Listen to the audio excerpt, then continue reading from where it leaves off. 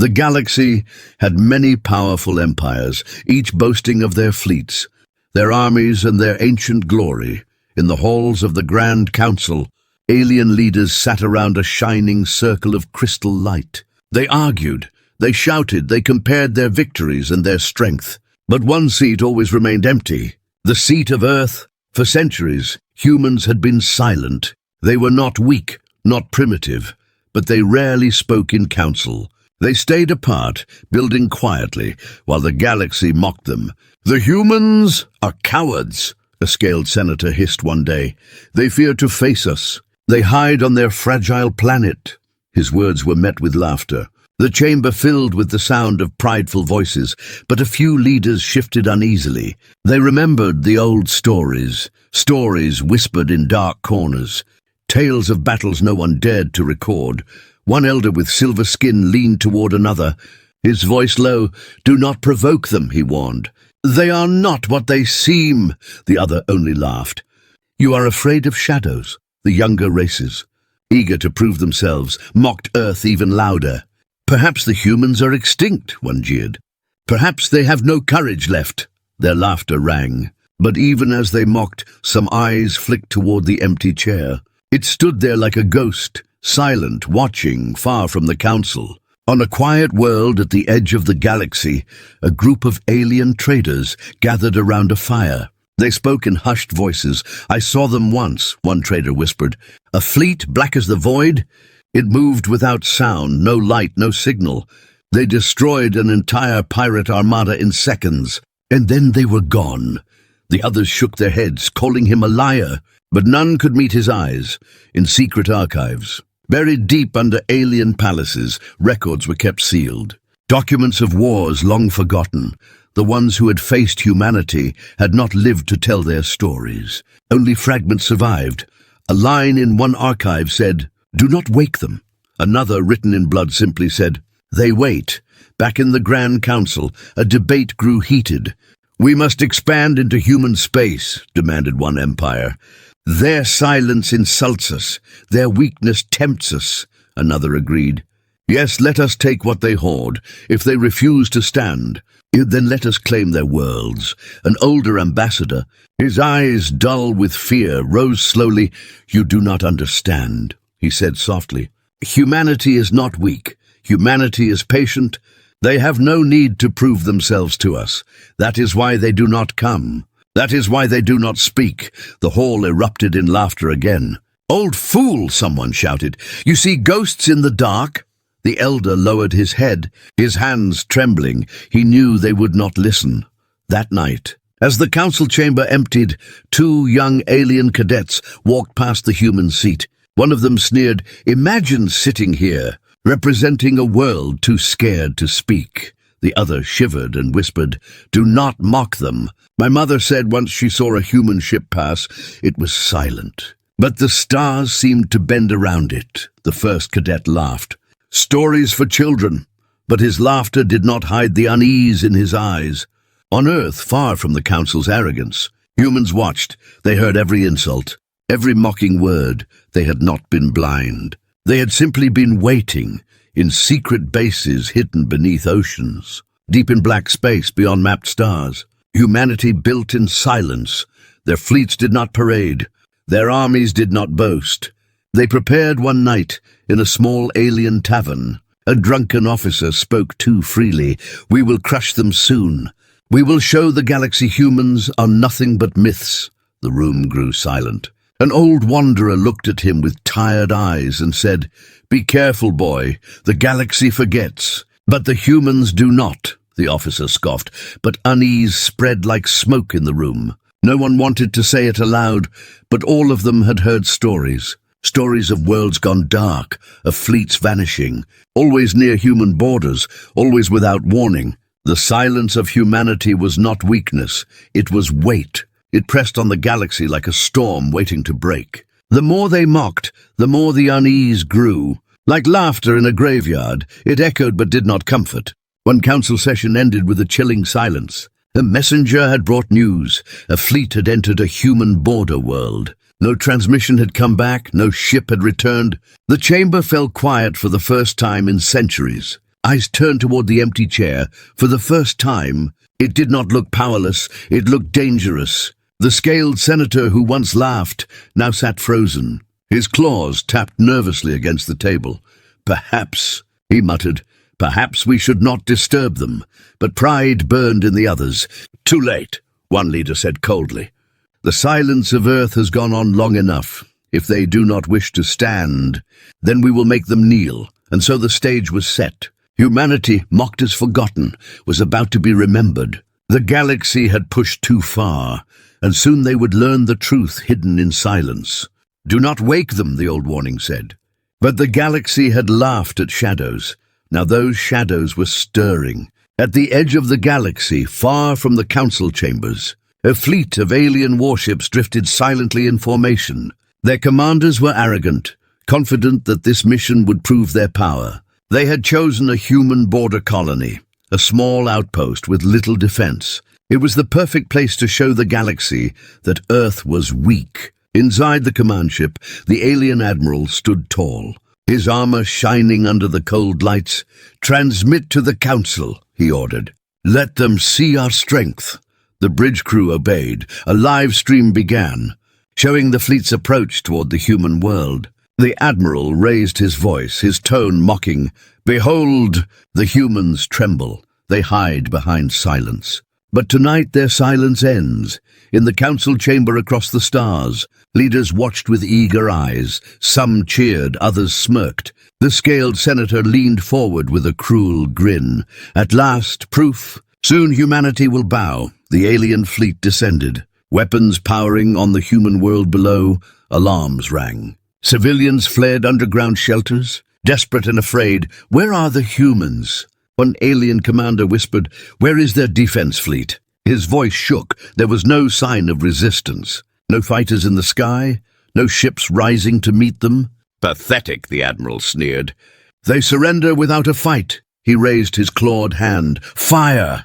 Beams of light shot down, striking human buildings. Fire spread, towers crumbled. The galaxy watched in delight. Yet suddenly, in mid-broadcast, the screen flickered. The images of burning cities froze, and then the feed went dark on the bridge. The admiral slammed his fist. "What happened?" He barked. "Why did the signal cut?" A young officer stammered, "Admiral, I do not know. Something is interfering, a presence." Something vast. The ship trembled. Lights dimmed. An unnatural silence filled the bridge. "Report!" the admiral snapped. But no one spoke. Their senses showed nothing. Yet every officer felt it. Something was out there. Something huge. A voice whispered in the comms. "Low and cold, leave." The crew froze. The admiral's face turned pale. "Who dares?" he shouted, but before he could finish, the starfield outside changed. Shapes emerged from the void. Not with engines, not with light, but with silence. Vast black forms appeared, so large they blocked the stars. The officers gasped. "Impossible!" one cried. "They were not there a moment ago." The admiral gripped the railing, sweat beading across his scaled brow. "Human ships," he muttered, "but this size, this design. I have never seen anything like this." The nearest alien ship fired in panic. Beams of energy shot toward the dark shapes, but the blasts vanished, swallowed by invisible shields. No sound, no return fire, just silence. Then one by one, the alien ships began to vanish, not destroyed with fire, not shattered into pieces. They were simply gone, erased in flashes of pale white light. The admiral screamed, "Retreat! All ships retreat!" His crew scrambled, but their controls no longer responded. Their engines were dead, their weapons refused to power. From the council chamber, leaders stared in horror. "What is happening?" One demanded, "Where did the fleet go?" The screens showed nothing but static. The scaled senator who once mocked humanity now trembled. "They warned us," he whispered. "They warned us not to wake them."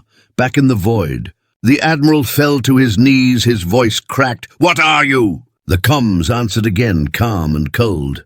"We are the silence you mocked," the admiral begged. "Spare us, we meant no harm," the voice replied. "You meant only to test, and now you have your answer." In the next instant, his ship went dark. All power failed. The crew screamed as the black hull of a human vessel drifted closer. It was not smooth like alien ships. It was jagged, armored, built like a weapon forged in anger. Strange markings glowed faintly across its side, runes of earth. The admiral reached for his blade in despair, but before he could act, the screen in front of him lit up. A human face appeared, pale, calm, eyes cold as stone. The admiral gasped, You exist." The human did not smile, did not blink. He simply said, "You entered our home, you hurt our people. Now you will learn silence." The transmission cut, and the alien fleet was no more, back in the council. The silence was heavier than any weapon. Leaders shifted nervously, afraid to breathe. The empty seat of Earth seemed to glow with invisible weight. We must call them," one whispered. "We must beg for peace." But another shook his head in fear. "It is too late. They have already answered. In the taverns, in the markets across the stars, rumors spread like wildfire. The humans have awoken," voices whispered. "The forgotten species has returned." Children who once laughed at Earth's name now shivered at night, praying never to see a black ship in the sky. The galaxy had made its move, and humanity had answered not with words, but with silence more terrifying than war, and somewhere deep in the void, more shapes stirred, darker, older, waiting. The council chamber did not open its doors the next morning. Guards stood outside in heavy armor, and no one dared to ask why. Inside, only a small circle of leaders sat in the dim light. Their voices low and tight. They had seen a fleet vanish without fire, without debris, just a pale flash and silence. They had mocked the humans yesterday, but today every word carried weight. "We must understand," the silver-skinned elder said, his hands shaking as he spoke. "We must know what is waking behind that empty chair." A younger minister slammed the table and tried to sound brave. "They are only one world. We are many. We will gather our fleets and crush them," someone whispered. "You did that last night." The young minister went quiet, in the shadows of the gallery. A messenger hurried in. He looked terrified. "A ship approaches the council world," he said. The room froze. "Whose ship?" the scaled senator asked. The messenger swallowed. "No signal, no colors, no registry. It is black, it is silent, and the stars bend behind it." The leaders rose at once, voices tangled. "Raise the shields, call the home guard, seal the orbit." The elder did not move. He only breathed. "They have come to speak." In high orbit above the council planet, defense platforms turned like anxious eyes. Their cannons glowed, their crews reported ready. The black ship did not slow, did not weave, did not threaten. It simply appeared where it chose to be, as if space itself had lowered it on a string. "Target it," the general said. "But wait for my mark." A young officer whispered, "Sir, our targeting systems do not see it." The general frowned. "It is right there." The officer stared at empty sensor lines. "Yes, sir. But the ship is not there to our machines." A light flickered inside every command center. Not bright, just a soft blue thread across the air. A voice followed, calm and human. "Do not fire." No one had opened a channel. No one had accepted a call. Yet the voice was there, in every ear. The general clenched his jaw. "Identify yourself." The voice did not boast, did not explain. "You woke something you do not understand." Down in the council chamber, the silver elder stood. "Let them in," he said. The doors opened on their own. Cold air moved through the hall like a quiet tide. A figure walked in, human, tall, wearing simple black, no armor, no weapon even then. The guards stepped back, their instincts screamed danger. The human stopped in the circle of light. He looked at the empty chair, then at the leaders. His eyes did not search for approval. "Speak," the scaled senator said. Trying to sound strong, the human's voice was steady. "We did not come here to kneel," the senator hissed. "You will answer for the destruction of our fleet." The human tilted his head. "Your fleet tried to burn our people." A minister rose, anger bright on his face. "We broadcast your weakness to the galaxy. You hid, you remained silent. That is cowardice." The human's expression did not change. "Silence is not fear. Silence is discipline." The elder took one step forward. "What do you want?" he asked. "Peace," the human said. "And respect." The young minister laughed and pointed a shaking hand. You expect respect while you erase ships from the sky. The human nodded once. We erased your weapons because you aimed them at our children, murmurs spread. Someone whispered, they can hear us. The human looked toward the ceiling. He did not deny it. The elder gestured to a nearby seat. Will you sit? The human did not sit, and we do not take your chair, he said. We are here only to end the game you began. Then he raised one hand, and the chamber lights dimmed. A silent image formed in the air. The council watched their fleet reenact its attack. Bims fell on houses, towers broke, alarms wailed. Then the recording paused at the moment of interference. The human spoke quietly. Look closely. The image zoomed into the white flash. Inside the flash were not missiles, not lasers, but a lattice of geometric lines, soft and faint. They looked like a folding pattern, like paper turning into a bird. What is that? The minister asked. It is a door, the human said. We opened it and sent your ship somewhere else. The chamber shook with voices. Where? How? What have you done? The human answered with the same calm voice.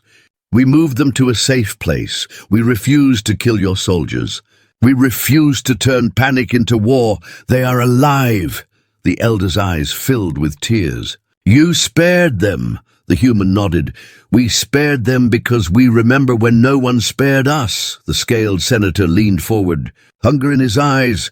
You have a weapon that moves fleets. Give it to us. The human lifted his gaze to the ceiling and let the silence fill the room again. It is not a weapon, he said at last. It is a promise we made to ourselves, a promise that we would not become what we fear. Outside, the black ship drifted like a shadow on the sun.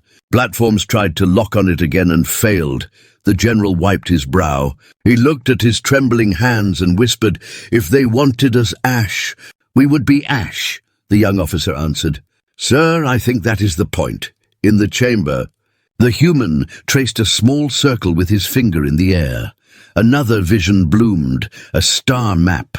Hundreds of dim silver markers pulsed far beyond the usual lanes. What are those? The minister asked. Refuge worlds, the human said. Worlds we have been building for a long time, hidden in the dark where no empire could find them. When you called us weak, we were busy moving the injured and the afraid. Not only our own, we took in your runaways, your rebels, your orphans. We kept them safe. Shock cut through the room like a cold wind. You sheltered our people, the elder whispered. For years, the human said, and we asked for nothing. We asked only that you leave us in peace. The young minister went pale. His mouth opened and closed. No sound came out. A hard voice burst from the back of the hall. A warlord from the Iron Clans pushed forward. Lies, he barked. Tricks. The human turned to him. You have a daughter with a scar under her eye. She escaped your camps 3 cycles ago. She lives. She studies music. The warlord staggered. Rage and relief crushing his breath. He fell to one knee without meaning to. The chamber changed in that moment. Pride softened. Fear shifted into shame. The elder bowed his head. We were wrong, he said. We were loud and blind. You were quiet and kind. The human looked at the empty chair again. We do not ask for worship, he said. We ask for boundaries and truth. He lifted his hand, and the map folded in on itself. Stars turned to lines, lines to a soft point of light. We will return your fleet, he said. They will come back in one day. They will remember a calm sky and a gentle rain. No one will believe them, and that is fine. They will be alive. The scaled senator struggled. You could rule us all. Why will you not take the throne? The human answered in a voice almost tired. Because we do not want a throne. We want a horizon. Outside, the black ship turned slightly. The defense platforms reported a brief whisper across their sensors. Like a wave pulling back from a shore. What was that? The general asked. The young officer listened to the quiet. I think it was them leaving in the chamber. The humans stepped back. Guards tensed. Leaders held their breath. If you cross into our worlds again with fire, he said, we will answer not with anger, but with final silence. The elder nodded through wet eyes. We understand. The human paused at the door. One more thing, he said. He looked at the young minister who had shouted for war. "Your brother is alive. He's on a refuge world. He asked me to tell you he forgives you." The minister fell into his chair and began to cry, not from guilt alone, but from a weight lifting he did not think could ever move. The human walked out. The doors closed on their own. The room stayed quiet a long time. No one laughed, no one mocked. At last the elder spoke. "We will not wake them again." The scaled senator stared at the empty chair and whispered, "We will not, and we will remember why." Above the planet, the stars settled back into their places. The black ship was gone. The platforms stood ready and useless. The whole world listened to its own heartbeat and found it had slowed in a day. The missing fleet would return with a story no one would fully believe. And the galaxy would hesitate every time a shadow moved across the sky. In the silence that followed, true power was not a roar. It was a choice, and humanity had made it. The galaxy tried to carry on as if nothing had changed. Merchants traded, empires argued, soldiers drilled. But under the surface there was fear. The story of the vanished fleet spread faster than light. Some called it lies, others swore it was true, and many whispered that the humans had shown only a glimpse of what they could do. In the Iron Clans, warriors shouted that humanity had humiliated them. "We are the strongest," their warlord roared. "No one makes us kneel. If the humans refuse to bow, then we will break them." His council shifted uneasily. One dared to speak, but they returned the fleet alive. They did not kill. They showed mercy. The warlord slammed his fist. "Mercy is weakness. We will show them war across the stars in hidden bases." Human commanders listened to intercepted broadcasts. In a dark chamber beneath the ocean, a human general stood before a glowing map. "They are gathering fleets," his officer reported. "Not just one empire, but many. They want to strike us together." The general's eyes narrowed. "Let them come, on a mining moon." Alien workers gathered in secret. They whispered to each other. "The humans saved my cousin," one said. "They took him when his world fell. Now he is alive." Another nodded. "The empires fear humans because they cannot control them. That is why they call them dangerous." For the first time, small rebellions began to spark. Not with weapons, but with questions back in the Grand Council. Panic spread like smoke. "If the humans rise, our empires will crumble," one leader hissed. "We must strike now, before they move again." The scaled senator, who once mocked humanity, spoke more carefully. His voice was low, his eyes dark. "You think they have not already moved? You think they show us everything, I tell you. We are children playing with fire." His words were ignored. Plans were made, fleets assembled. Armies across 5 empires prepared for one purpose, to crush Earth. The galaxy believed humans were alone, a single planet with scattered colonies. They thought the numbers would break them. But they did not understand what humanity had hidden the night before the attack. Strange signals began to appear, faint hums, pulses that shook the edges of sensors. Captains tried to dismiss them as noise, but their crews felt it in their bones. "It is like something watching us," one officer whispered. The admiral barked at him. "Do not speak of shadows. We are the hunters, not the prey." Yet unease spread across every deck. At dawn, the fleets moved, thousands of ships aligned. Their engines burned bright. The galaxy's combined strength aimed at one blue and green world. Earth in orbit above their home. Humanity stood ready. Vast black ships rose from the deep oceans, silent, dripping water like beasts awakening. From the dark side of the moon, carriers unfolded. Their hulls covered in markings no alien language could understand. Then, as if space itself opened, more ships appeared, ancient, massive, as if they had been waiting in hidden folds of the void. On the bridge of one alien flagship, a commander gasped, "This is impossible. They cannot have built this in silence." His second officer whispered, "Maybe they did not build. Maybe they remembered." The fleets clashed. Alien guns lit the void. Beams brighter than suns crossed the black. Human ships did not dodge. They absorbed the fire, shields shimmering faintly like water ripples. Then, without warning, the human fleet struck. Not with chaos, but with precision. Entire wings of enemy ships vanished in clean flashes. No explosions, no wreckage, just absence. The galaxy had never seen war like this. Alien admirals screamed orders. Surround them, focus fire, bring them down. But for every volley sent, 100 alien ships fell silent. On Earth, families huddled in shelters, listening to the ground shake as ships thundered above. A child asked her mother, "Will they hurt us?" The mother held her close, whispering, "No, we are not alone anymore. We are awake." Inside the human command ship, the general stood with calm eyes. "Hold the line," he said. His officers obeyed, but one asked, "Shall we destroy them completely?" The general shook his head. "Not yet. Let them remember fear before they remember loss."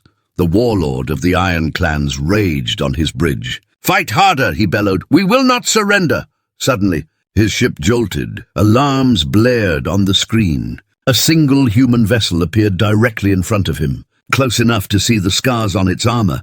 A human face flickered onto his display. The voice was calm. "You have already lost," the warlord snarled. "Kill me if you dare." The human leaned closer to the screen. "We do not need to." And then the warlord's entire ship vanished, leaving only silence behind, his crew gone, his voice gone. Across the galaxy, feeds cut in and out. Some signals carried brief flashes of the battle. Human ships like shadows cutting through endless fleets. Worlds watching screamed and prayed. The council chamber sat frozen, leaders trembling. One whispered, "This is not war. This is punishment." By the end of the day, half the galaxy's fleets were gone, not destroyed, but erased. Their soldiers would awaken later on distant worlds under gentle skies. Alive but shaken, they would speak of light and silence, of power that spared but warned. When the smoke cleared, human ships did not chase the survivors. They did not roar in triumph. They simply pulled back, their black hulls fading into the dark like they had never been there. A whisper spread across every world. Every empire. The humans are not conquerors. They are keepers of silence. In the council chamber, no one laughed anymore. The elder stood slowly, his voice breaking. "We wanted them weak. We forced them strong. Now we must decide if we bow or if we end," the scaled senator whispered to himself. "And I fear the choice is already made." Above Earth, the human fleet floated in quiet formation. They did not sing victory. They did not celebrate. They simply waited. For they knew the galaxy had not yet learned its final lesson. The council chamber was filled with silence so heavy it seemed to choke the air. Leaders from every empire sat hunched in their seats, their eyes dark with fear. No one shouted now, no one laughed. The grand circle of power that once rang with arrogance felt like a tomb. At last, the elder with silver skin raised his head. "We must speak of them," he said. His voice trembled but carried across the chamber. The scaled senator hissed. "What more is there to say? They broke our fleets. They returned them like children sent home in disgrace. They humiliated us." Another leader leaned forward. "No, they spared us. They could have ended everything. Instead, they chose silence." His words hung in the air like a blade. The chamber doors creaked. Guards turned sharply, hands on weapons. But the doors opened on their own. A cold wind moved through the hall. A human stepped inside, tall. Wearing dark clothing with no symbol, no armor, he walked without hurry. His steps echoed like thunder in the quiet. Gasps filled the air. Some leaders rose, others shrank back in fear. "You cannot walk here uninvited," one shouted. The human ignored him. His eyes swept the chamber and then stopped at the empty chair. "We are not uninvited," he said softly. "This seat has been waiting for us." The elder stood slowly, bowing his head. "We are ready to listen." The human's gaze was steady. "You will listen because you no longer have a choice." The scaled senator slammed his claws on the table. "Do not threaten us, human. We are still strong. We still have worlds. We still have fleets." The human tilted his head slightly. His calm voice cut through the chamber. "Your fleets hide. Your worlds tremble. Your people whisper our name in fear." "That is not strength," the senator faltered. His mouth opening and closing, he tried to speak, but no sound came out. The human continued, "We did not want this war. You forced it, you called us weak, you pushed into our homes, you burned our children, and still, we did not destroy you, we spared you, murmurs spread. Some leaders leaned forward, desperate to hear more. Others leaned back as if distance could protect them. One of the younger ministers dared to speak. If you do not want war, then what do you want? The human turned his eyes on him. The young minister shivered, but the answer was simple. Respect, the elder nodded, and if we refuse, the human stepped closer. His shadow stretched across the chamber floor like a blade. Then you will not refuse for long. The council chamber lights flickered, then dimmed. A blue glow spread through the air. An image formed above the human's hand.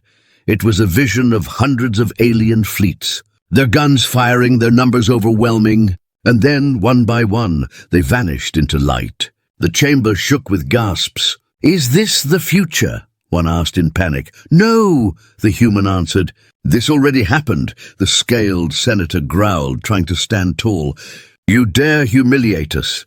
The human's cold eyes turned on him. "You humiliated yourselves." Another leader, pale and sweating, whispered, "What are you truly? No single world could build such power. Who are you, really?" The human's voice softened. "We are what you forced us to become. You called us forgotten. You mocked us. In silence we built, in patience we prepared. You believed we were weak because we did not shout. But strength is not noise. Strength is choice." The elder's eyes filled with tears. "And what will you do now?" The human looked at the empty chair again. "We will not sit," he said. "We are not here to join your council. We are here to remind you that actions have weight, that silence is not surrender, and that patience is not fear." For a long moment no one moved. The chamber seemed frozen in time. Finally, a warlord from the Iron Clans rose, his voice unsteady. "You return my soldiers alive. They speak of calm skies, of strange places. They speak of your mercy. Why show mercy to those who attacked you?" The human turned to him. "Because mercy is harder than vengeance. Mercy is what keeps us from becoming like you." The warlord sank back into his seat. His fists clenched. He had no answer. The human began to walk toward the doors. Every guard tensed, but none dared move. At the threshold, he stopped and turned. His voice carried like iron. "If you enter our space with fire again, there will be no mercy. There will only be silence. Not for a day, not for a year, but forever." The doors opened wide and closed behind him. The chamber sat in stunned silence. Some leaders broke into whispers. Others sat in trembling quiet. At last the elder spoke. "The galaxy has changed. We mocked the storm, and now we live under its shadow." The scaled senator slumped in his seat, staring at the empty chair. His claws tapped slowly on the table. "The chair is no longer empty," he said. His voice was a whisper, broken and small. Outside the council world, stars gleamed in silence. No ship moved, no fleet stirred. For the first time in memory, the galaxy held its breath. The council chamber remained heavy with silence long after the human left. No one dared to move, no one dared to speak too loudly. It was as if the air itself remembered his words. Finally, the elder leaned back and whispered, "They showed us mercy. But they also gave us a warning. Do you not feel it?" It was not only a warning to us, but to the galaxy itself. Some leaders shook their heads in denial. "We cannot allow them to hold such power if we bow once. We bow forever," the scaled senator said. His voice was sharp but weaker than before. Another leader hissed, "Then strike first. Strike before they rise even higher." But his words fell flat. Fear had taken root in their bones, far away on Earth. The human general stood in a vast command chamber, deep beneath the planet's surface. Maps of the galaxy shimmered in blue light around him. Officers watched in silence as fleets moved like black storms across hidden lanes. A young officer asked, "Should we reveal all of it? Should we let them see how much we have built?" The general shook his head slowly. "Not yet. The galaxy has seen only a fraction of our strength. That is enough for now." In a distant sector, an alien scout ship picked up strange readings. The crew stared at their screens in disbelief. "These signatures. They are everywhere," one whispered. "Hundreds, no." Thousands of human ships hidden in the void. Their captain trembled. "Send word to the council, send it fast." But before the message could be sent, the stars outside shifted. Black ships emerged without a sound. Surrounding them, a calm human voice filled the cabin. "You saw what you were not meant to see. Leave now, tell no one. This is your only chance." The scout ship jumped away, terrified, carrying a story no one would believe. Whispers began spreading through the galaxy. Fleets had seen shadows in the dark. Traders swore they passed near stars that bent under invisible weight. Children told each other stories of humans who lived inside the silence between heartbeats. The fear grew until it was no longer fear. It became reverence. Back in the council, the scaled senator raged. "We cannot live under their shadow. They are only one species. We must unite against them." The elder shook his head. "We already tried and we failed. Do you not understand? They chose mercy. That is what terrifies me most. A power that can erase fleets and yet spares them. That is not weakness. That is strength beyond imagination." A young minister leaned forward, his voice trembling. "What if they decide one day to stop sparing us?" The question hung in the chamber like a blade over every neck. On Earth, the human general walked outside for the first time in weeks. He stood beneath the stars with a group of young cadets. One asked quietly, "Will they attack again?" The general looked at the night sky. "Yes," he said softly, "but when they do, they will not find us unprepared." Another cadet asked, "Why do we not show the galaxy our full power?" "It would stop them from trying." The general's eyes were calm. "Because fear alone cannot build peace. They must learn respect, not just terror." Still, the preparations continued in hidden shipyards across distant systems. Massive human warships were being constructed, some so large that moons had been hollowed to house them. Engineers whispered to each other as they worked, "When these are finished, the galaxy will finally understand." Meanwhile, rebellions began to rise in small corners of the empires. Groups of aliens, who had once been oppressed, remembered the mercy humans had shown. "They saved my brother," one rebel leader said. "They sheltered him when our rulers abandoned him. If the humans rise, I will rise with them." The spark of resistance spread, and soon empires that once laughed at Earth began to fear their own people more than humanity. The council grew desperate. Secret meetings were held, leaders whispering in fear. What if humanity decides to rule us? What if they demand tribute? What if they take our worlds? But no demand came. No fleets invaded. Humanity remained quiet. That silence was louder than any threat. One night, as the council debated, the lights flickered again. The chamber froze. A new vision filled the air, not a fleet this time, but a planet, lush and green, covered in cities and oceans. "It was Earth," the human voice returned. "This is our home. You wish to burn it, you wish to break it. But we will never bow. We ask for peace, and we ask for respect. If you give us that, we will share the stars with you. If you refuse, then you already know what awaits." The vision faded. Leaving the leaders trembling, the elder whispered, "They give us a choice." The scaled senator spat. "It is no choice. It is surrender." The elder turned his eyes on him. "No, it is survival. Across the galaxy." The message repeated, broadcasting into homes, markets and ships. Every race heard the same words. Every heart weighed the same choice. Empires that once mocked humanity now held their breath, waiting, wondering, fearing on Earth. The general stood in silence, his officers behind him. "They will choose fear," one officer said. The general looked at the stars. "Perhaps, but one day they may choose respect, and that day will change the galaxy forever." Above him, the black fleet drifted like shadows, silent and patient. Each ship carried the weight of history. Each hull whispered a promise. Mercy given today could be silence tomorrow. The galaxy fell quiet, not because humanity demanded it, but because every species now understood. Humanity had unleashed its true power, and in the face of it, words were useless. The galaxy did not just fear Earth anymore. It respected it, and in that silence a new age began.